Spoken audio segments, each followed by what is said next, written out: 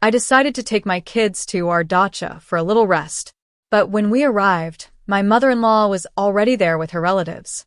She snapped at me. "Get out of here with your maggots. The dacha is ours today." My husband even dragged me out by the hair and pushed me outside the gate. But what my mother did in response, they will never forget. Before we start, please don't forget to subscribe to the channel and leave a like. Thanks and enjoy listening. Valentina Grigoryevna Melnikova woke up that Thursday morning with the feeling that finally something good was about to happen. The long May holidays were ahead, 4 full days of freedom from her job as head accountant at the construction company Alfastroy. She stretched in bed, smiled, and quickly remembered her plan. The dacha.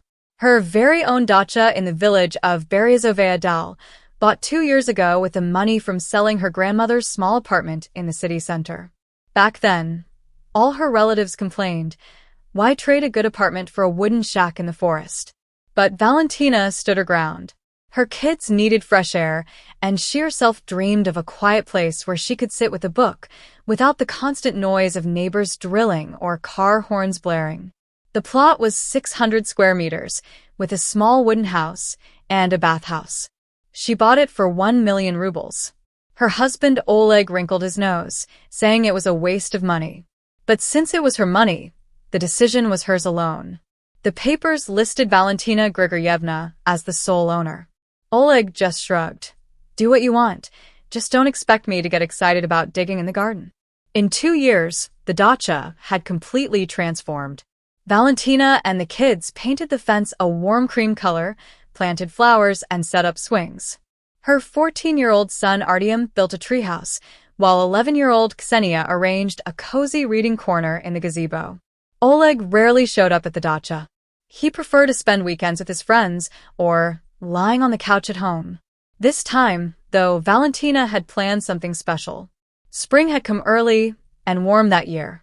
The kids were excited to return after the long winter, and Valentina had plenty of work waiting, preparing the garden beds, tidying up the house, and fixing the roof of the bathhouse. But more than anything, she just wanted to be with her children, breathe fresh air, and forget about city stress. Oleg had already told her on Monday that he was going on a business trip to Voronezh for the whole week. He'd only return the following Monday. Valentina was secretly glad. No grumbling about pointless fuss with the land. The kids were happy too. Their dad usually just criticized their efforts and demanded silence. By Wednesday evening, Valentina was already packing the bags. Ksenia was running around the apartment, stuffing her backpack with books, paints, and a travel palette for drawing. Artyom was checking his fishing gear. There was good fish in the pond near the dacha, and he dreamed of finally catching something bigger than tiny roach. "Mom, can I invite Dimka Martinov?" Artyom asked, peeking into her room while she was folding clothes. "He's on vacation too, and his mom said it's okay." "Of course you can," Valentina nodded. "Just warn him, the bathhouse isn't heated yet and the house is still cold. Tell him to bring warm clothes." "Awesome. Mom, you're the best." Artyom ran off to call his friend. Valentina glanced at herself in the mirror. She was 42, but looked younger. No gray hairs yet. Her figure was slim and toned, thanks to her daily runs in the park. Working as an accountant didn't exactly encourage an active lifestyle, so Valentina made sure to take care of herself. Lately, her husband had been hinting more and more that she took life too seriously. But Valentina believed that order in everything was the foundation of happiness.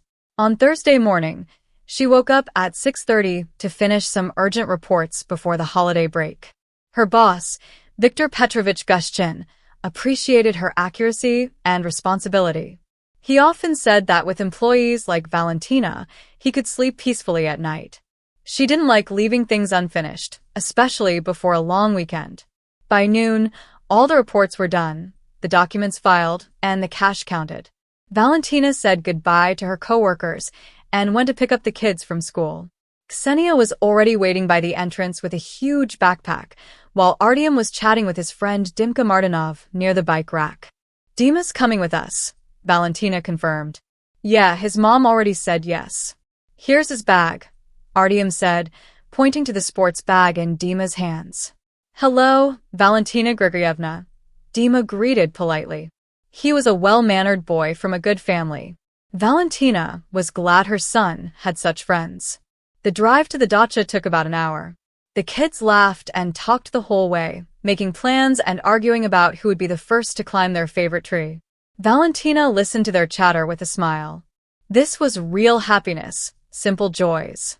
The kids were with her, and peaceful holidays lay ahead.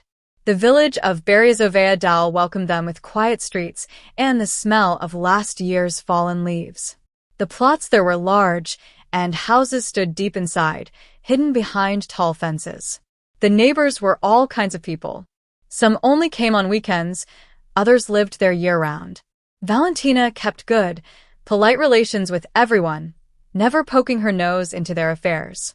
They turned onto the familiar pine-lined street, passing the Petrov family's yard, where the apple trees were already in bloom, and the Kuznetsov's house with their famous greenhouse. Up ahead, Valentina saw her cream-colored fence and the little gate marked with number 15. But then something made her slam on the brakes. In her yard stood 3 cars she didn't recognize, an old maroon Ford, a beat-up white Lada, and a black SUV she was sure she had seen before, though she couldn't remember where. Smoke was rising from the chimney. Someone was heating the stove. Towels were hanging on her porch rail, and she could hear voices in the yard. "Mama, who are those people?" Ksenia asked nervously. Valentina parked at the gate and stepped out of the car. Her heart was pounding, but she forced herself to stay calm. Maybe it was just a mistake. Maybe the neighbors had mixed something up, or someone thought the place was empty and used it for chores. She opened the gate and walked into the yard. The sight that met her was shocking. On her porch, at her table, sat several people drinking tea. In the middle, like a queen on a throne, was her mother-in-law, Tamara Ivanovna Melnikova, a 68-year-old woman with dyed red hair and a habit of bossing everyone around. Next to her sat her sister, Nina Ivanovna, a thin woman with a permanent scowl who always found something to criticize.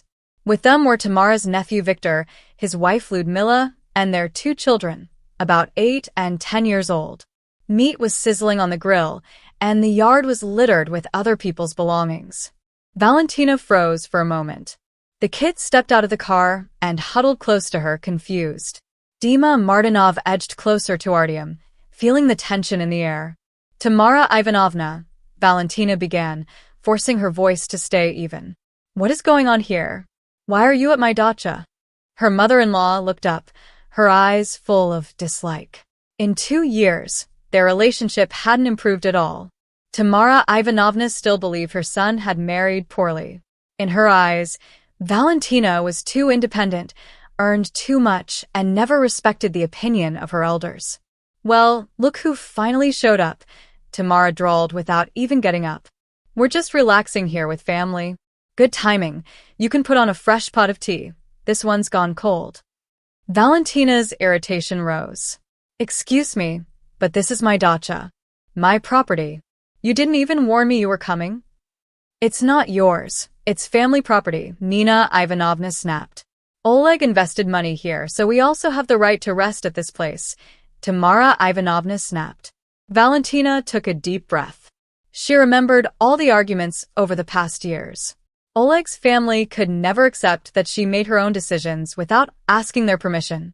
"Oleg didn't put in a single kopeck," Valentina said firmly. "This dacha was bought with my money from selling my grandmother's apartment, and it's registered in my name. I have all the documents." Documents, Tamara scoffed. "And who repaired the roof? Who painted the fence?" "Oleg, that's who. So don't pretend this is only yours." Her nephew Victor, about 40, in a wrinkled t-shirt and shorts, stood up. "Look, we're already settled in. The kids are happy. The barbecue is ready. Let's not ruin the mood over paperwork." "Paperwork?" Valentina's voice grew sharper. "This is my private property." Ksenia tugged on her mother's sleeve. "Mama, let's go. I'm scared." Tamara Ivanovna heard it and smirked. "See? You're scaring the kids. Always making scenes. A normal woman would be happy that relatives came to visit." "Relatives?" Valentina couldn't hold it in anymore. You didn't even warn me. You just showed up and took over my dacha. It's not yours, it's family property, Nina Ivanovna repeated sharply. And where's Oleg anyway? Let him deal with his wife. Oleg is on a business trip, Valentina answered, pulling out her phone. But I'll call him right now. She stepped aside and dialed her husband.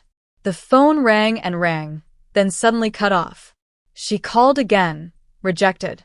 On the third try, he finally picked up. Hello, Valia, what happened? Oleg's voice sounded oddly guilty. Oleg, your mother and her relatives have taken over our dacha. They're sitting here like it's theirs and refusing to leave. Silence. A long, heavy silence. Oleg, do you hear me? I hear you, he said quietly. Look, Mom called me and said she wanted to go out to the countryside with Nina. I thought, what's the harm? What do you mean, what's the harm? Valentina felt her face burn. You gave them the keys to my dacha, didn't you? Don't shout. Yes, I gave them the keys. Mom asked, said we weren't going anyway. But we were going. I told you on Monday. I was planning to go with the kids. I forgot, Oleg muttered. Valia, just be patient. Mom is old. She rarely gets out into nature.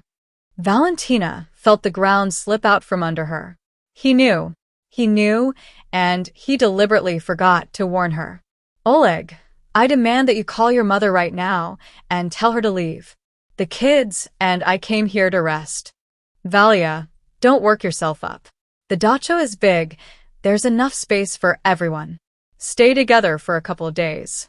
It'll be good for the kids to spend time with their grandmother. With what grandmother? Valentina exploded. Your mother doesn't even acknowledge my children, and her relatives don't know them at all. Enough. We'll talk later. I'm in a meeting. I can't talk, Oleg said. Then came the beeps. He had hung up. Valentina stood in the middle of the yard, gripping her phone, trying to process what had just happened. So it wasn't an accident. This was planned. Oleg had given his mother the keys, knowing full well she and the kids were coming, and then pretended he forgot. She walked back toward the porch. Her mother-in-law and the others kept eating, ignoring her completely. Tamara Ivanovna, Valentina said, forcing her voice to stay calm. I just spoke to Oleg. This is clearly a misunderstanding. You didn't know we were coming. But now that it's clear, I'm asking you to please leave the dacha. The children and I plan to spend our holiday here. Tamara slowly put down her teacup and looked at her daughter-in-law with open hostility. I'm not going anywhere. Oleg gave me the keys, so that means I have permission. If you don't like it, you can turn around and go home. This is my property. Valentina raised her voice. Yours? Not yours. Tamara waved her hand dismissively. My son spent money here. He worked like a dog, and you just sit there giving orders and complaints. Her sister, Nina Ivanovna, nodded in agreement. Toma's right. Daughters-in-law these days have no shame. Just because the papers are in their names, they think they own everything. Victor and his wife exchanged uncomfortable glances, but they didn't interfere. Their kids ran around the yard, happy to have space to play. Mama, let's go. Ksenia tugged at her sleeve again. It's scary here. Yeah, Mom, let's go home, Artyom agreed. But Valentina couldn't just leave. This was her dacha, bought with her own money. Her dream, her hard work, her plans. And no bossy old woman had the right to take that away. Tamara Ivanovna, she said firmly, I'm asking you one last time politely. Leave the dacha. If you want to relax in nature, find another place. Her mother-in-law stood up straight, a triumphant smile on her face. She was clearly enjoying this. Oh, I'm not leaving. What are you going to do? Call the police. Go ahead. I'm not some stranger. I have documents too. With that, Tamara pulled some crumpled sheets of paper from her purse and waved them in front of Valentina's face. Here, take a look. My late husband's will. He left the dacha to me in his will, while he was still alive, Tamara Ivanovna declared. Valentina took the papers and skimmed through them. The document looked official, stamps, signatures, but something was clearly wrong. The will was dated 6 months after her father-in-law's death. This is fake, Valentina said firmly. Look at the date. He couldn't have signed this after he died. It's not fake. Tamara screeched. You're lying. You just want to take away the last thing an old woman has. But Valentina saw more red flags. The notary's signature was sloppy, the stamp was blurry, and most importantly, the will referred to a completely different property in another village. Tamara Ivanovna, she said, holding the papers. This will says Sosnovy Bor. But we are in Beryozovaya Dal. This is a forgery. For a moment, the older woman looked shaken, but she quickly recovered. Clerk's mistake. It happens. The main point is clear. Meanwhile, Victor quietly pulled out his phone and started recording. Valentina noticed it but brushed it off, too focused on her fury at her mother-in-law's audacity. Enough, Valentina, snapped. I won't tolerate this any longer. Either you leave my dacha now, or I call the police.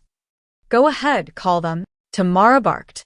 We'll see who they listen to, me, the mother of the owner, or you, some outsider. I'm not an outsider, Valentina shot back. I'm Oleg's wife. Wife is temporary, Tamara sneered. A mother is forever. At that moment, Valentina realized there was no reasoning with her. Her mother-in-law had no intention of leaving, and the relatives were clearly backing her up. Worse, Victor kept filming, probably planning to use the footage against her later. Her kids stood by her side, frightened and confused. Dima M. looked especially trapped, like a cornered animal caught in a family fight he didn't understand. Fine, Valentina said at last, pulling out her phone. Then I'll call the police. Call them, Tamara mocked. Tell them how the wife is trying to kick her husband's family out. Valentina dialed the police station, but no one answered. She tried again. Nothing. In small towns, the police didn't always work around the clock, especially on holidays. Tamara noticed her struggle and laughed triumphantly. No answer? Of course not. It's the weekend. They're relaxing, not dealing with family squabbles. Valentina felt the situation slipping out of control. Her mother-in-law was right. Getting officers to come quickly on a weekend for family drama would be nearly impossible. Meanwhile, the kids were exhausted, hungry, and desperate for rest. Mama, little Artyom whispered, tugging her hand. Maybe we should just go home? We can come back next weekend. No, Valentina said firmly. This is our dacha, and we're not leaving, Valentina said firmly. But inside, she felt crushed, hurt, and powerless. How could this happen? How could her own husband betray her like this? And what was she supposed to do now? Seeing her hesitation, Tamara Ivanovna went in for the kill. Valia, you're taking too much on yourself. You think just because the papers are in your name, you can boss everyone around? Family is not your personal property. The dacha is family property too, no matter what you think. This dacha was bought with my money, Valentina snapped. With yours? Don't fool yourself. Her mother-in-law waved her hand dismissively. The children are family, which means the dacha is family too. And as Oleg's mother, I have the right to be here. Her sister Nina nodded in agreement. Toma's right. Wives these days think they can control everything. They've lost their heads. Victor's wife, Ludmila, spoke timidly. Maybe we shouldn't get involved. Let's just go. But Victor shook his head and kept filming on his phone. Quiet, Luda. This is interesting. Aunt Toma is right. Young people shouldn't try to teach elders. Valentina looked at her children. Ksenia clung to her side, nearly in tears. Artyom held the hand of poor Dima, who looked completely lost. The boys clearly didn't understand why the adults were shouting instead of solving things calmly. That's when Valentina made up her mind. She would not keep humiliating herself in front of these people. She didn't need to prove what was already obvious. By law, the dacha belonged to her, and no one had the right to throw her out. Fine, she said, turning to her mother-in-law. If you refuse to leave peacefully, then we'll all stay. But this is my dacha, and my rules apply here. Your rules? Tamara Ivanovna scoffed. Who do you think you are, a commander? Yes, my rules, Valentina answered calmly. Rule number 1. No one insults my children. Rule number 2, if you use my property, you pay for it. Rule number 3, I want to see every document that supposedly gives you the right to be here. Her mother-in-law turned red with rage. How dare you? I'm the mother of the owner. I am the owner, Valentina said firmly. And this conversation is over. She took her children by the hands and walked toward the house. Come on, kids, let's unpack and get settled. But before she reached the steps, she heard her mother-in-law's furious scream behind her. Where do you think you're going, Valia? I'll show you who the real mistress is here. Valentina paused at the porch, without turning around. Her mother-in-law's voice was full of threats, but Valentina refused to take part in this circus anymore. The children needed rest, not to witness this toxic family drama. Kids, go inside, she said softly. Artyom, show Dima where he can wash up. Ksenia, take out the cookies from the bag and set up a little tea party. Mom, what about Aunt Toma? Ksenia whispered. She's not Aunt, she's Grandma Tamara, Valentina corrected gently. And I'll handle her. The kids reluctantly went inside. Valentina overheard Artyom comforting his friend. Don't worry, Dima. Grandma Tamara is just like that sometimes. Mom will fix it. Valentina turned back toward the veranda. Tamara Ivanovna stood there, hands on her hips, her face red with anger. The relatives sat at the table, clearly enjoying the show. Victor still held his phone up, filming. Tamara Ivanovna, Valentina began, trying to keep her dignity. Let's settle this in a civilized way. I understand you wanted to relax here, but you should have let me know first. Let you know? The mother-in-law snapped. Who are you? Oleg is my son, not yours. If he lets his mother come here, nobody has the right to argue. Nina Ivanovna nodded in agreement. Toma's right. A mother is always a mother. Wives nowadays come and go like gloves. Valentina felt the sting of those words, but refused to show weakness. The dacha is registered in my name. By law, I am the only owner. Law. Tamara Ivanovna mocked. What about respect? What about family? Do you think a piece of paper gives you all the power? Meanwhile, Victor's wife, Ludmila, whispered, Vidya, maybe stop filming? It feels wrong. Be quiet, he hissed. This is family business. Might be useful later. Valentina caught the exchange and felt uneasy. Why did they want that recording? What did they plan to do with it? Victor, turn off the camera, she said firmly. This is private property. I never gave permission to film. I don't need your permission, he sneered. Aunt Toma said it's fine. Aunt Toma has no right to allow anything on my property, Valentina shot back. Tamara Ivanovna stepped closer. Listen to her. My property. And what about your husband? What about your children? You think this family belongs only to you. Valentina pulled out her phone. All right then, she said. Since talking calmly wasn't working, Valentina called Oleg again. Let him come and deal with this himself, she thought. She walked over to the gate and dialed his number. This time he picked up right away. Valia, what now? He sighed. Oleg, your family refuses to leave the dacha. They're acting like invaders. The kids are scared. This situation is unacceptable. Valia, don't exaggerate. My mother is old. She just needs some rest. Oleg, you gave her the keys on purpose, knowing we were coming. Silence. A long, telling silence. Valia, don't make a mountain out of a molehill. Answer me directly, did you know or not? Another pause. Then, I knew, she asked, and I thought later you'd all relax together. Later? They've taken over the whole house, unpacked their things, and are cooking in my kitchen. So what? There's enough space for everyone. Valentina felt her anger rising. Oleg, do you even realize what you did? You betrayed me. You gave strangers the keys to my property. What strangers? She's my mother. To my children, she is a stranger. She doesn't even like them. Stop it. She loves all kids. She called them maggots. She would never say that. You're exaggerating again. Valentina glanced toward the veranda, where Tamara Ivanovna sat drinking tea, deliberately ignoring her. Oleg, I demand that you come here right now and sort this out. I can't. I have an important client meeting. On a holiday weekend? On a Friday night? Business doesn't wait. Valia, just handle it yourself. You're a grown woman. Then he hung up. Valentina stood at the gate, gripping her phone, boiling inside with hurt and anger. How could he be so heartless to his own family? She went back inside. The kids sat in the kitchen, sipping tea nervously. Artyom held Ksenia, who was clearly fighting back tears. Dima Martinov sat in the corner, wishing he was anywhere else. Mama, what now? Artyom asked.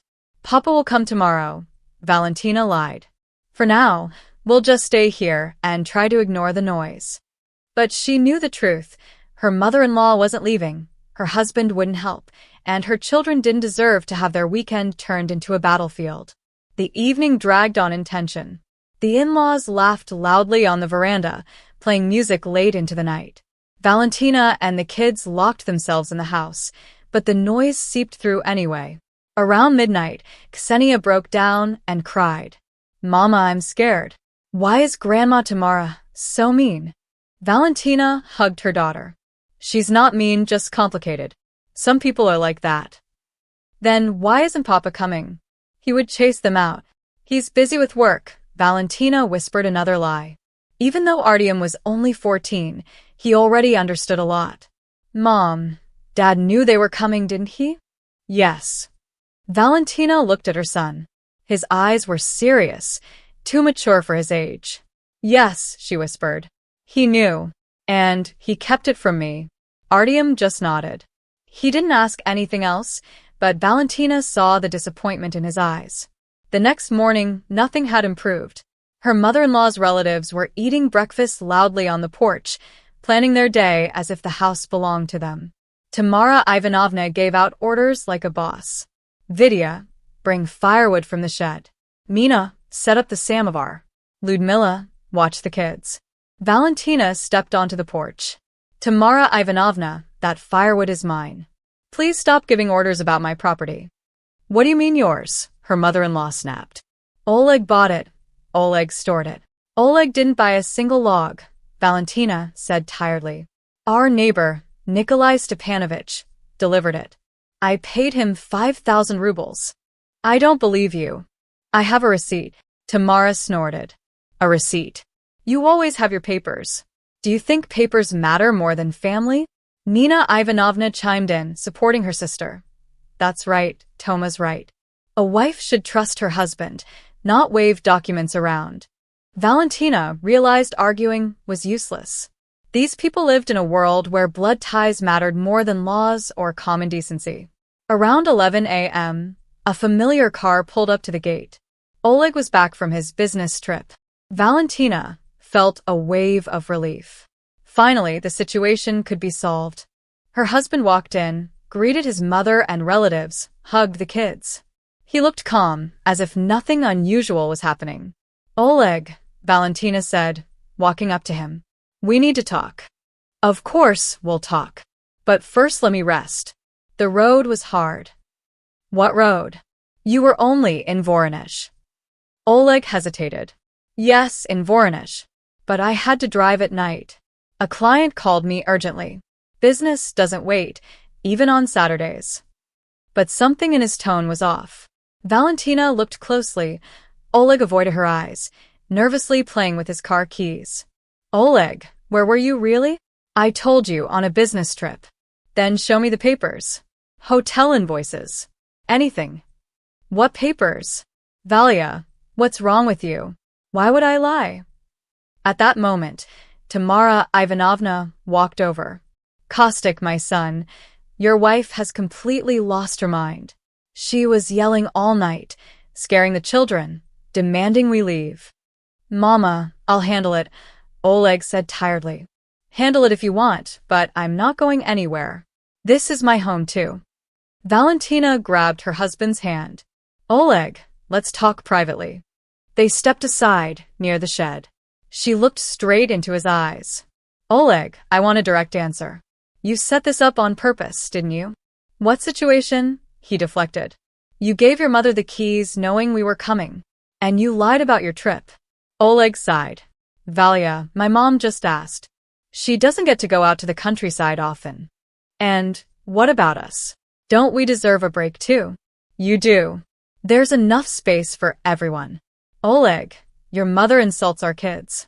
She calls them maggots. That can't be true. She loves the children. I heard it with my own ears. You must have misunderstood. Valentina felt her patience running out. Fine. Then tell your mother to apologize to the kids and behave properly. Valia, don't make a big deal out of this.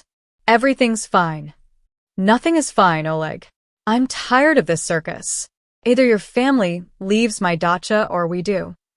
Valia, be reasonable. I am reasonable. I'm protecting my home and my children. Oleg glanced toward the veranda, where his mother waited to see how the talk would end. All right, he said. I'll talk to her. They walked back to the house. Oleg turned to his mother. Mom, maybe it's better if you go home. Valia is upset. The kids too. Tamara Ivanovna's face twisted with rage. Go home? Kostya, are you out of your mind? I'm not some nobody you can just throw out. No one is throwing you out, Mom. She is. From the first minute she's been rude, demanding papers and documents. But, Mom, the dacha is in Valia's name. So what? What about family? What about respect? Victor stood up from the table. Uncle Oleg, maybe you should go instead. Why us? Oleg was stunned. Vidya, what are you saying? Well, Aunt Valia keeps saying we're not welcome. She says we don't belong. I never said you don't belong, Valentina objected. I said the dacha is registered to me, and I have the right to know who's staying here. There she goes again, Tamara Ivanovna snapped. Hear that, Kostya? More talk about documents. Like we're thieves or something. Oleg felt trapped, his mother on one side, his wife on the other. Valia, he said quietly, let's find a compromise. What kind of compromise? Maybe Mom and Nina stay, and Vidya with his family goes home. Oleg, this isn't about numbers. It's about how I was treated like I don't matter. Valia, don't shout. I'm not shouting. I'm explaining. You're shouting plenty. Tamara Ivanovna cut in. Kostya, look at your wife, always making scenes. Mom, please, Oleg muttered. No, let her know her place, Tamara snapped. She thinks just because the papers are in her name, she can boss us around. Valentina felt something break inside her. Tamara Ivanovna, I'm asking you one last time, leave my dacha. I won't. Then I'll call the police. Go ahead, call them. Valentina pulled out her phone, but Oleg grabbed her hand. Valia, stop. Put it away. Don't shame the family. What family? You call this gang of intruders a family? Tamara threw her hands up dramatically. Caustic, do you hear her? She's calling us a gang, her own mother-in-law. Valia, apologize to my mother. Oleg demanded. For what? For insulting her. I didn't insult her. I told the truth. Valia, apologize. Now. No. And then it happened, the last thing Valentina ever expected. Oleg grabbed her by the hair and dragged her toward the gate. Oleg, what are you doing? She screamed, struggling to break free. Teaching you to respect your elders, he growled, his voice cold. The pain was sharp, but the humiliation cut deeper. Valentina tried to fight him off, but his grip was strong. The children ran out of the house and froze in horror. Dad, let go of Mom, Artyom shouted. Quiet, Oleg barked. Go back inside. He dragged Valentina to the gate and shoved her out onto the road. Stay out there, cool off. When you come to your senses, you'll apologize to my mother. Valentina fell hard, scraping her palms on the gravel. But the real wound was in her heart. Her own husband, the father of her children, had just humiliated her in front of everyone. She stood up, brushed off her hands. Tears blurred her eyes, but she refused to let them fall. Her children would not see her break. Little Ksenia ran to the gate, but Oleg blocked her. Stay back. No one goes to her until she apologizes. Artyom stared at his father with a look so sharp Oleg had to glance away. Dad, The boy said quietly, "Why did you hit Mom?" "I didn't hit her. I taught her a lesson. You can't insult your elders." But Mom was right. Shut up and go inside. Tamara beamed with satisfaction. That's right, Caustic. A wife needs a firm hand, or she'll get out of control. Meanwhile, Victor kept recording everything, openly enjoying the scene. Valentina stood outside the gate, staring in disbelief. The man she thought was decent, the father of her children, had just used violence against her, at his mother's command, in front of their kids. Little Dima Martinov looked terrified, too young to understand, only wanting to go home. "Oleg," Valentina said at last, forcing her voice to stay calm. "Open the gate. I need to get my kids." "I'll open it when you apologize." "For what?" "For disrespecting my mother." "I didn't do anything wrong." "Then you can stay outside." Valentina looked at her children. Ksenia was crying. Artyom had his fists clenched, and little Dima was pressed against the wall, wishing he could disappear. And then it hit her.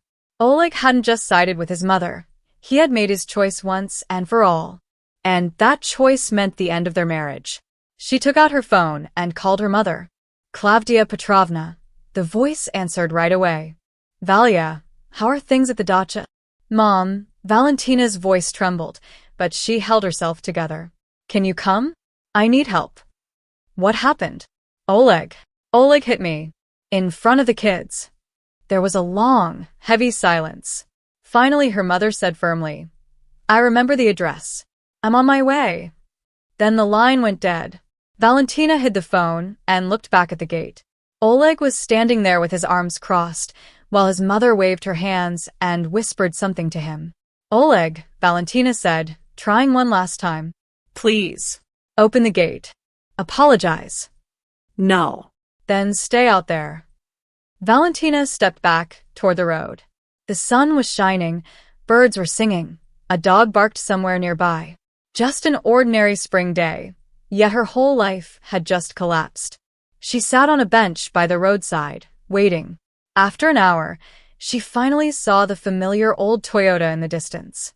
Her mother's car, 10 years old, but still strong and reliable. Valentina stood up and waved. Her mother parked and stepped out. 71 years old, but she looked younger. Her silver hair was neatly styled, her back perfectly straight. She had been a PE teacher all her life and still carried herself with strength. "Valia," she walked quickly to her daughter. "What's going on?" "Mom, I came here with the kids to spend time at my dacha, but my mother-in-law was already waiting with her relatives. She shouted at me to get out with my maggots because the dacha was theirs for the day. Then Oleg dragged me out by the hair and threw me out the gate." Valentina's voice shook. "What you do now, they'll never forget." Klavdia listened, her face turning harder and harder. "Where?" she asked sharply. "Behind the gate. Oleg won't let me in." "Understood." Her mother marched toward the gate with firm steps. For the first time in a long time, Valentina felt she wasn't alone. Klavdia Petrovna Gorchakova studied the lock carefully. Just a simple latch, the kind meant to stop strangers passing by, not someone determined to enter. She pressed the handle, locked from the inside. "Oleg," she called calmly. From the yard came his voice. "Welcome, Klavdia Petrovna. But first Valia needs to apologize to my mother." "For what?" "For being rude. For disrespect." Klavdia glanced at her daughter.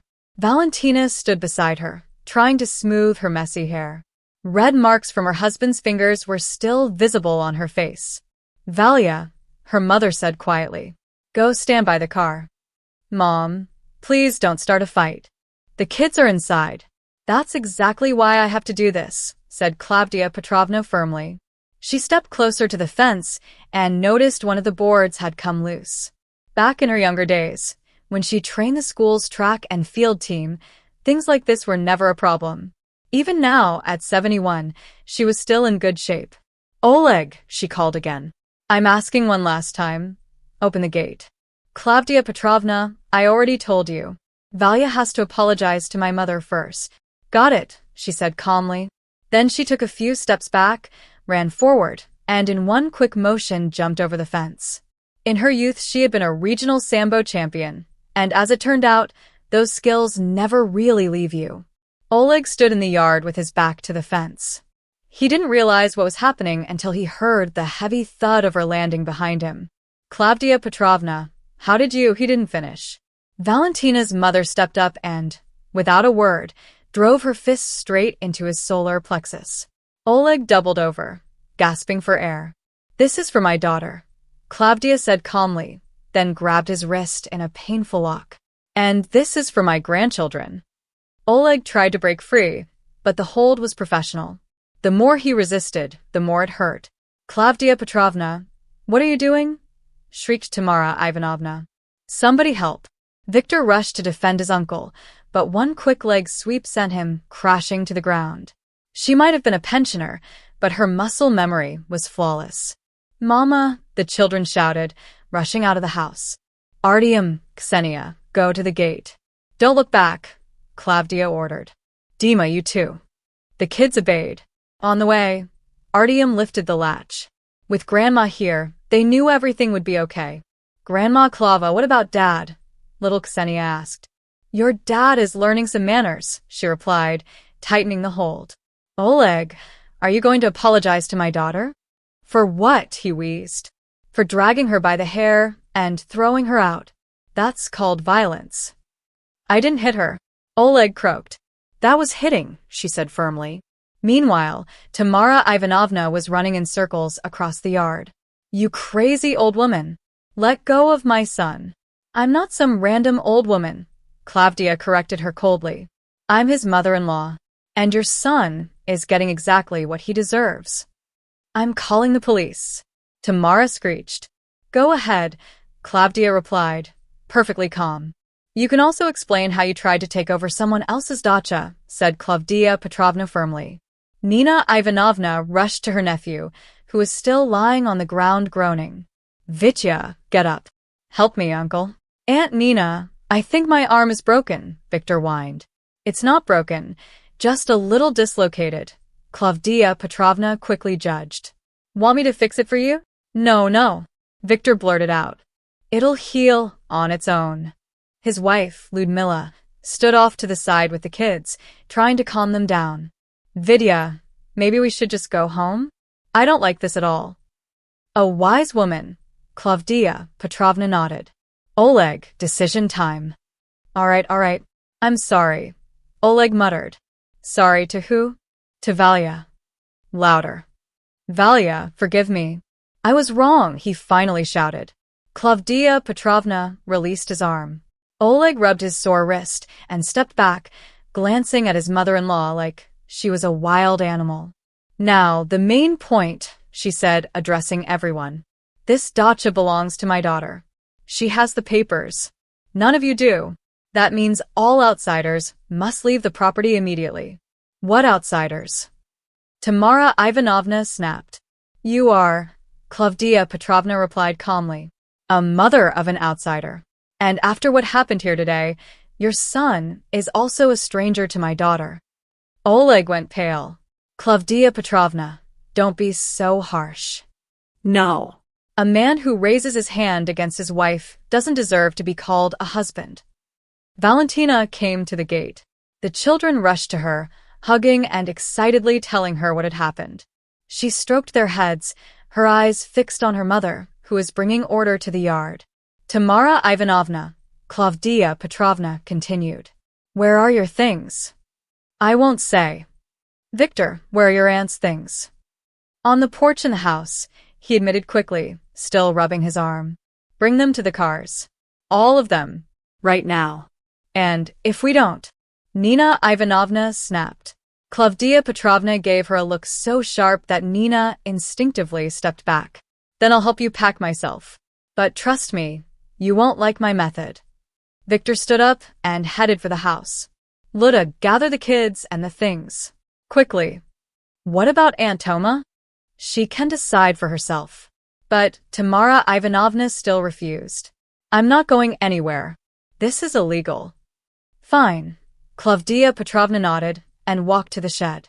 Among the garden tools, She picked up the biggest rake and returned to the yard. "What are you doing?" The mother-in-law got scared. "I'm just helping her make a decision," said Klavdia Petrovna, stepping toward Tamara Ivanovna. The effect was instant. The mother-in-law squealed and ran to the house to grab her things. Nina Ivanovna hurried after her sister. "Mom, maybe don't use the rake?" Valentina said carefully. "Don't worry, my dear. I'm only waving it around to make a point." 15 minutes later, only Oleg and Klavdia Petrovna were left in the yard. The rest of the relatives had packed into their cars and driven off, without even saying goodbye. From the car window, Tamara Ivanovna shouted something, but nobody could make out the words. "Oleg," said Klavdia Petrovna, "get in your car and leave." "Klavdia Petrovna, can we please talk calmly? About the family, about the kids. Talk to a lawyer. You'll pay child support on time. But we can solve this peacefully." Klavdia Petrovna raised the rake. Oleg stopped arguing. When only Valentina, the kids, and her mother remained, Klavdia Petrovna put the rake aside and sat on the porch. "Well," she said, "now we can finally rest." Valentina came up to her mother. "Mom, where did you learn all this?" "I told you. Back in my youth I trained. I was even a master of sport. I taught physical education and coached too. That was a long time ago." Artyom looked at his grandmother with admiration. "Grandma Klava, were you really a champion?" "Yes, grandson. I won the regional championship 3 years in a row." "And did it hurt to hit Dad?" "I didn't hit him. I taught him. Some people only learn that way." Ksenia hugged her grandmother. "Are we going to live here now?" No, dear. "Tomorrow we'll go home, and then we'll sell the dacha." Why? Valentina asked, surprised. "Because bad memories should stay in the past. We'll take only the good ones with us." That evening, after the kids fell asleep, Valentina talked with her mother for a long time. Klavdia Petrovna told her about her youth, how in the 1960s women's sambo was just starting, how hard it was to break through in a sport dominated by men. "I was different then," she said. "Tough, uncompromising. Then I married your father, had you, and softened. But the skills stayed." "Mom, do you regret what you did to Oleg?" No. "A man who hits a woman, especially in front of the kids, doesn't deserve forgiveness." "But he apologized. He apologized because he was scared, not because he understood what he did." And Klavdia Petrovna was right. The next day, as they were packing to leave, Oleg sent Valentina a message. "I was thinking maybe we don't have to rush with a divorce. We can fix this." Valentina showed the message to her mother. See? "He thinks everything can just be forgotten." "What do you think?" asked Valentina's mom. "I think some things can't be forgotten and shouldn't be forgiven," she answered firmly. The divorce turned into a long and painful process. Oleg first tried to take the kids, then demanded half of the dacha, and later even sent threats through his lawyer. But the most unexpected thing happened just a week after the dacha scandal. Victor, the mother-in-law's nephew, uploaded a video of the fight on social media. The clip, showing an older woman flooring a grown man with a sambo move, went viral in 3 days. Comments poured in. Some were critical, but most admired Klavdia Petrovna. "Grandma fighter defends daughter from domestic tyrant," people wrote. "Now that's a real mother," added others. Oleg heard about the video from his co-workers. At Alfastroy construction, everyone was talking about it, workers, engineers, even the director. Oleg tried to explain, saying it was fake, that he was being slandered. But the video spoke louder than his excuses. The company's director, Viktor Petrovich Gushchin, called him in. "Melnikova, what is this nonsense?" "Viktor Petrovich, it's just a family conflict." "A conflict? You're dragging your wife by the hair, in front of kids. It's on video. We work with families, and our reputation is worth more than any employee. But I'm a good specialist. You were. Now you're a symbol of domestic violence. Sorry, but we have to let you go." Oleg was fired on the spot. His reputation in the construction industry was ruined. Everyone had seen the clip. But the hardest blow came at home. In the apartment he rented for secret meetings, Marina, an HR manager he had been seeing for a month, was waiting. Oleg, we need to talk, she said coldly as soon as he stepped in. Marinka, I missed you so much. It's good you came. I saw the video. What video? The one where you beat your wife. You lied to me. You said you were divorcing, that she agreed. Turns out you were just cheating. Marinka, I can explain. Don't. I don't want a man who hits women. But I never hit you. Not yet. But what about later? She packed her things and left. Oleg sat alone in the empty apartment meant for his affair. Meanwhile, his mother Tamara Ivanovna also faced consequences. The neighbors in her building all saw the video. The once respected woman suddenly became the target of gossip. She raised her son into a monster, people whispered. Such a shame. He had a good wife, hardworking, raising kids properly, others added. Tamara tried to defend herself, telling her version of the story, but few believed her. The video was too clear. Valentina, meanwhile, filed for divorce and finally began her new life. She really did sell the dacha. There were just too many bad memories tied to that place. With the money, she rented an apartment in a new neighborhood and transferred the kids to another school. Her job was stable and the salary was decent. When Viktor Petrovich Gushchin heard about what happened with Oleg, he even offered her a promotion. Valentina Grigoryevna, I feel embarrassed for my former employee, he told her. If you ever need help, please reach out. That help became necessary when Oleg stopped paying child support. But the lawyer quickly solved it. His bank accounts were frozen, and the money started coming in automatically. The kids handled the divorce differently. Ksenia cried at first, asking why her dad didn't come anymore, but little by little, she got used to it. Artyom, on the other hand, felt relief. Mom, is it true we won't see Grandma Tamara anymore? He asked once. Yes, it's true. Good. She never loved us anyway. Artyom, don't say that. But it's true, Mom. I'm not deaf. She always scolded us. Valentina realized her son was right. Children can sense fake feelings better than adults. Meanwhile, after the dacha incident, Klavdia Petrovna became somewhat of a local celebrity. People recognized her on the street, asked for autographs, even invited her to TV shows. She politely refused. I don't want to turn a family tragedy into a spectacle, she explained to her daughter. But when she was offered a coaching job at a sports school, she accepted.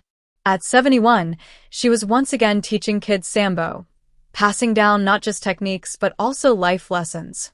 Remember, she would tell her students, martial arts are not for solving arguments. They're for protecting the weak and restoring justice. Oleg tried a few times to reconnect with his children. He called, asked to meet, promised he had changed. But the kids reacted coldly, especially after learning about his mistress. Dad, is it true you had another woman? Ksenia asked one day. Valentina chose not to lie. Yes, sweetheart, it's true. Did he love her more than us? I don't know what he felt, but what he did was wrong. Then I won't forgive him. 6 months later, Oleg found a job in another city. He moved to Samara and worked at a factory as a regular engineer. His salary was half of what he used to earn. He lived in a dormitory. Child support came irregularly, and Valentina often had to involve the bailiffs to make sure payments arrived. As for Tamara Ivanovna, her life changed too. After the scandal with her daughter-in-law, she finally realized that her son would never listen to her again. She moved in with her daughter in Tula, helping take care of the grandchildren. At least someone values me, she complained in her letters to Oleg. But the truth was, her daughter only valued her as a free babysitter. No one asked Tamara Ivanovna's opinion on important matters. No one cared about her wishes. Viktor, the nephew, also ran into trouble. His wife, Ludmila, filed for divorce after finding out he had recorded the family scandal and posted it online without anyone's permission. Vidya, I don't want to live with someone who turns other people's pain into entertainment, she told him. But Luda, it was funny, he argued. Funny for you maybe, but for the children, it was traumatic. Ludmila took the kids and went to her parents. Viktor was left alone. The video that once gave him short-lived internet popularity ended up destroying his own family. Meanwhile, Valentina was slowly building a new life. The children adapted to their new school and made friends. Dima Martinov often came over. His parents sympathized with Valentina and encouraged the friendship. Valentina Grigoryevna, Dima's mother, told her one day, "If you ever need help, please let us know. We saw how hard things were for you." Such kindness warmed her heart. Valentina realized not all people are indifferent to someone else's pain. Work also brought her satisfaction. Viktor Petrovich Gushchin truly kept his promise and offered her a promotion, deputy chief accountant, with a pay raise. "Valentina Grigoryevna, you're a reliable person," he said. "Employees like you deserve to be valued." 1 year after the divorce, Valentina looked back. Financially, they were doing well. Her salary plus the child support provided a decent standard of living. The children were healthy and happy. Her relationship with her mother became warmer than ever. "Mom," she told Klavdia Petrovna one day, "thank you for everything." "For what, my dear?" "For protecting us. For showing me that justice really does exist." "I just did what any mother would have done." "Not any mother," Valentina replied. "Many would have looked the other way." Klavdia Petrovna stroked her daughter's hair. "You know, Valia, sometimes I wonder, maybe I was too harsh with Oleg." No, Mom. "You did exactly what had to be done." "You don't regret the divorce?" "Not at all. I realized I had been living with a stranger. He always chose his mother over his own family. And in the worst moment, he even raised his hand against me. That was when I truly understood." Valentina looked out the window at her children playing in the yard. They were laughing, running around, carefree. "That's exactly how they should be," she whispered. "Mom, don't you think I gave up on my personal life too early?" "Too early? Valia, you're only 42. That's the prime of your life." "Maybe, but after everything that happened, I don't want to let anyone close to me." "That will pass. Time heals. And good men do exist." "Maybe, but for now, I just want to be a mother and a daughter." "That's your choice." Oleg rarely called. He paid child support only through the court. On the children's birthdays, he sent presents, but he never showed real interest in their lives. The kids got used to it and stopped asking about him. One day, Artyom even said, "Mom, I like it better without Dad." "Why do you think that?" Valentina asked. "Because when he was here, you were always nervous. Now you're calm." From a child's mouth, it sounded like a final verdict. Valentina knew then the divorce had been the only right decision. Sometimes Oleg's mother, Tamara Ivanovna, tried to contact the kids through social media, but they ignored her messages. Artyom even blocked her. "Mom, she wrote that we're ungrateful," he complained. "Don't pay attention to her," Valentina told him. "You don't owe her anything. I don't either. She never loved us." 2 years passed. Valentina had fully adjusted to her new life. The children had grown more independent. Ksenia took up drawing, and Artyom became interested in programming. Klavdia Petrovna kept training the kids, and sometimes even competed in veteran tournaments. At 73, she was still in great shape, a true example for many. "Grandma, can you still beat people?" Ksenia teased.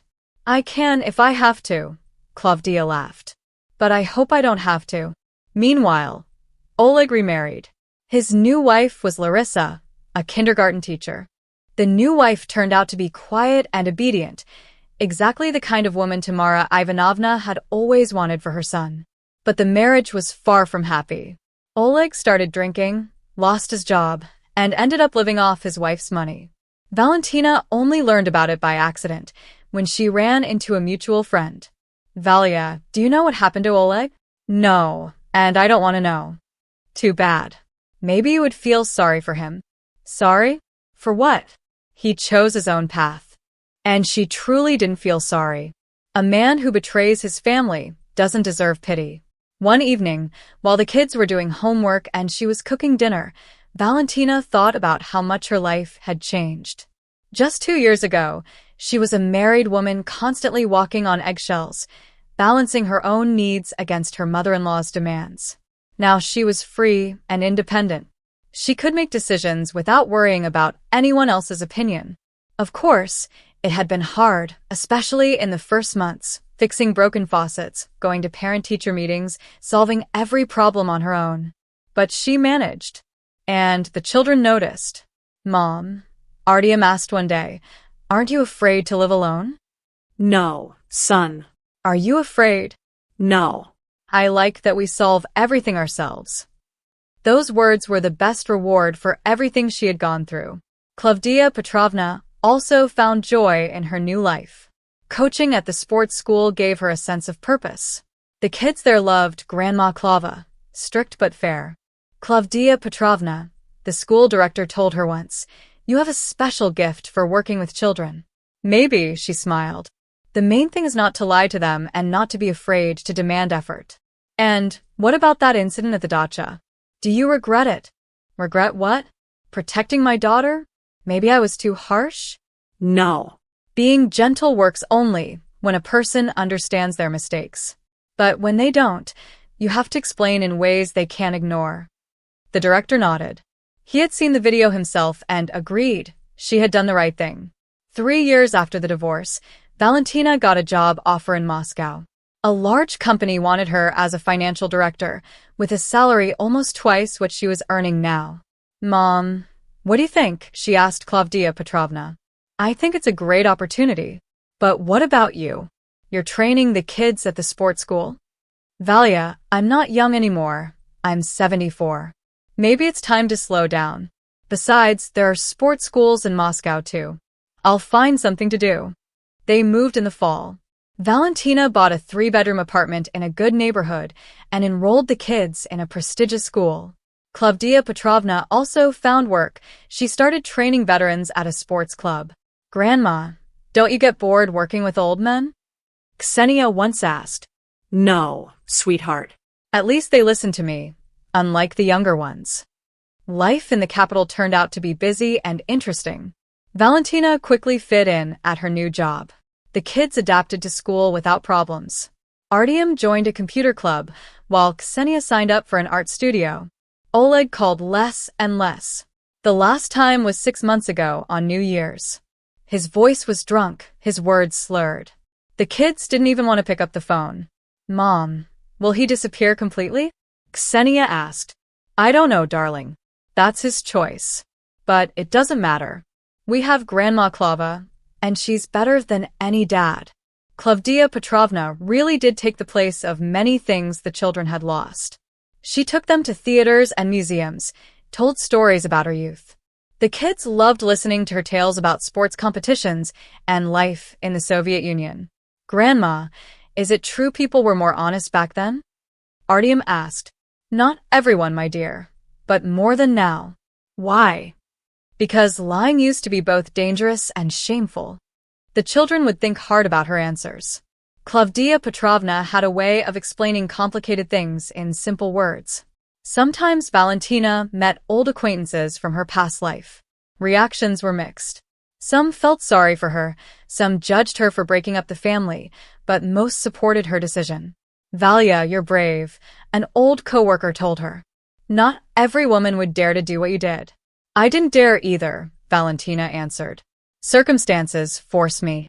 Still, you did the right thing. Many women suffer all their lives and for nothing." Valentina truly believed that.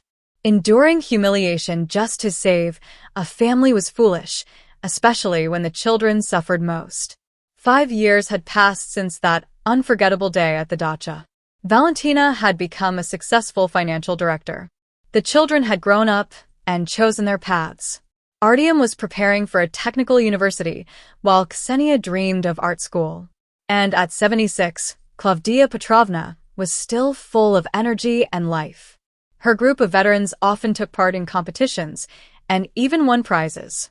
One day Valentina asked her mother, "Mom, do you ever regret leaving your old life behind?"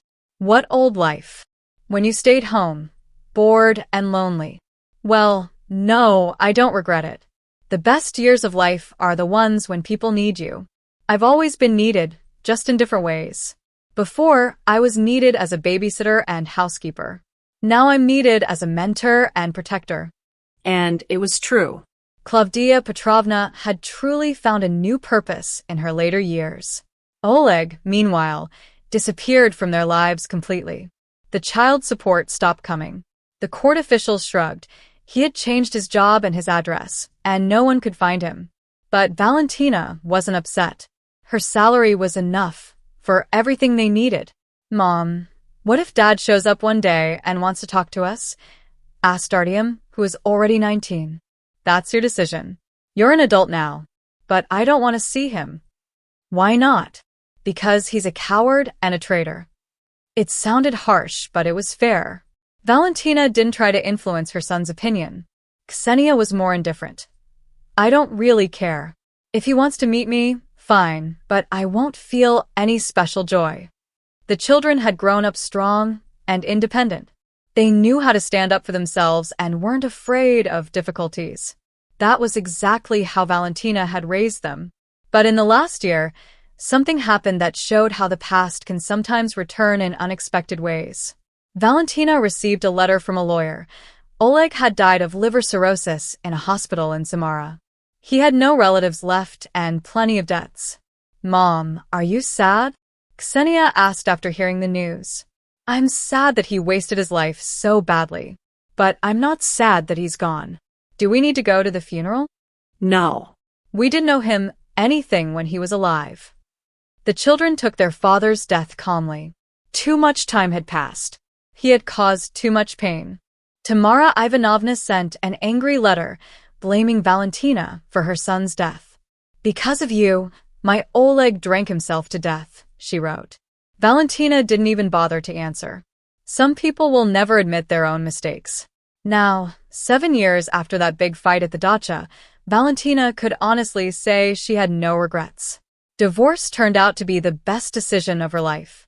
Her children grew up in an atmosphere of respect and love, without constant shouting and humiliation. Klavdia Petrovna, at 78, was still training veterans and sometimes even giving masterclasses for young athletes. That wild fight at the dacha had made her a local legend. "Grandma," Artyom said recently, "do you know they write articles about you on the internet?" "What articles?" "About how older people can defend themselves. They use you as an example." "Nonsense." "It's not nonsense," he insisted. "You proved that age is not a sentence." "No, I showed that a mother's love is stronger than any obstacle." And that was the truth. It was her love for her daughter that pushed a quiet pensioner to jump over a fence and smash the arrogance of her relatives. Valentina often thought about that day. If her mother hadn't come, what would her life have been like? Would she have kept enduring humiliation? Would she have found the strength to divorce? Probably yes, but much later, with greater losses. Klavdia Petrovna had simply sped up the inevitable. "You know, Mom," Valentina once told her, "I think that day at the dacha was the turning point of our lives." For better or for worse? For better. Definitely for better. So, everything we did back then was right? Yes, it was right. Sometimes, to find happiness, you have to break through illusions. And it helps when someone is there to push you. Valentina looked out the window of her Moscow apartment. Children were playing outside.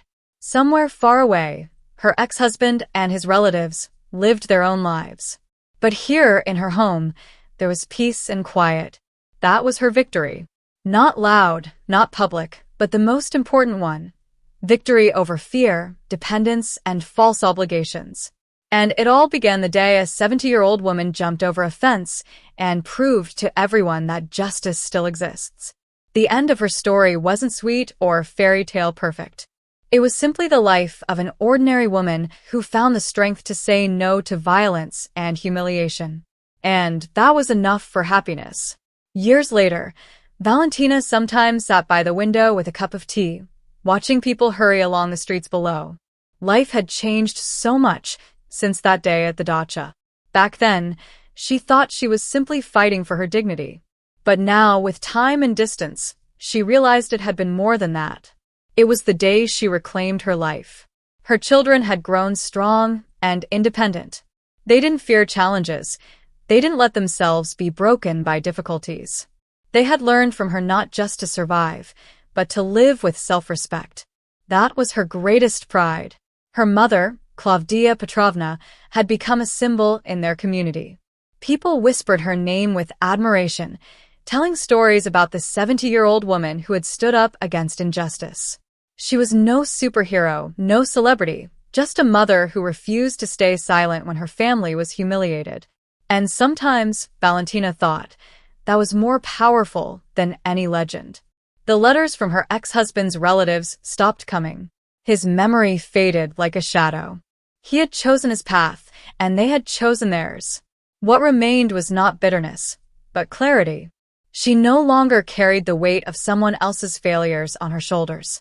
One evening, sitting with her grown children around the dinner table, laughter filling the room, Valentina realized what true victory looked like.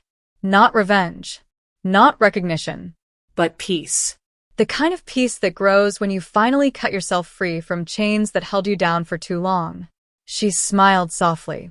Happiness wasn't something grand or hidden in promises of someday. It was here, in the simple warmth of family, in the quiet of her home, in the certainty that she had made the right choices, even when they were hard. And so, the story of Valentina was not about a woman who lost a husband. It was about a woman who found herself. Her ending wasn't perfect, but it was real. And sometimes, that is the greatest kind of happy ending there is.